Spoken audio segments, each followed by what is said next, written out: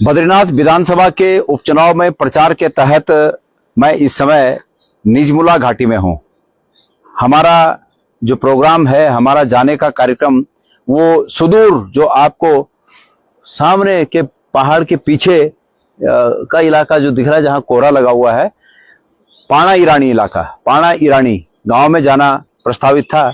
लेकिन यहां पर पाणा ईरानी जाने के लिए एक पुल प्रस्तावित है, जो पिछले 10 सालों से वो पुल नहीं बना। ग्रामीण आक्रोशित हैं, वहां के मतदाता आक्रोशित हैं। उन लोगों ने इस चुनाव का बहिष्कार करने का ऐलान किया है, और इसलिए ये बहिष्कार का ऐलान किया है कि वो उस सड़क है, ठेकेदार का पता नहीं चल रहा है कि ठेकेदार क्या काम कर रहे हैं, डिपार्टमेंट का कोई उस पर ध्यान नहीं है। तो लोग बहुत आक्रोशित हैं। लोगों का कहना है कि ऐसी कैसी योजना है कि एक गांव के लिए सड़क पास होती है और वो सड़क 10 साल से नहीं बनती। जब वो सड़क पास हुई, जब वो कार्य शुरू हुआ, उस समय कांग्रेस का शासन था। उसके बाद इस प्रदेश में भारतीय जनता पार्टी सरकार में आई, और तब से वो काम जैसे कि तैसे पड़ा हुआ है। लोग बहुत ही आक्रोशित हैं, और आक्रोश की ये सीमा है कि आज चुनाव का बहिष्कार कर रहे हैं।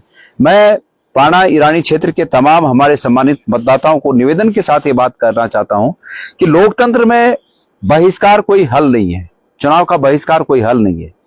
लोकतंत्र में जब चुनाव की ताकत, जब वोट की ताकत आपके हाथ में हो, तो उस समय आपका विरोध जताने के लिए यह आवश्यक है कि जो सरकार इस लेट लतीफी के लिए जवाबदेह है, उस सरकार के खिलाफ वोट किया जाए।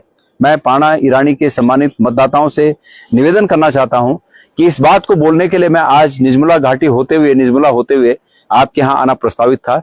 लेकिन चूंकि चुनाव का अंतिम प्रचार का दिन कल है और मेरे तमाम कार्यक्रम लंबित हैं, इसलिए मैं ये पुल न बनने के कारण, ये पुल तैयार न होने के कारण आपके बीच इस समय नहीं आ पा रहा हूं।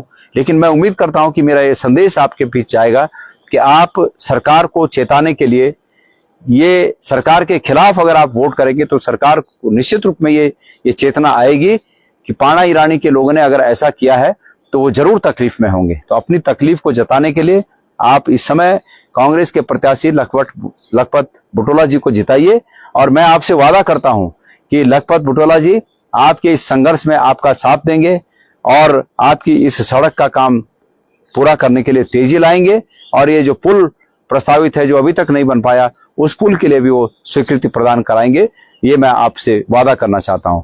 तो आप लोग इस लोकतंत्र के पर्व में, चुनाव में हिस्सा लीजिए, कांग्रेस के पक्ष में मतदान कीजिए और सरकार को चेताने का काम कीजिए। धन्यवाद।